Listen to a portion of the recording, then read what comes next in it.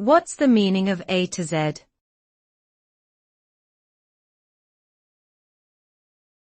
A to Z.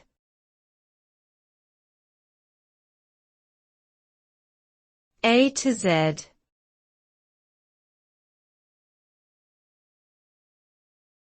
A to Z.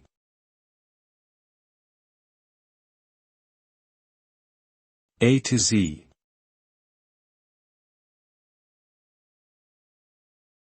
The phrase A to Z is an idiom that refers to the complete range of something from the beginning to the end.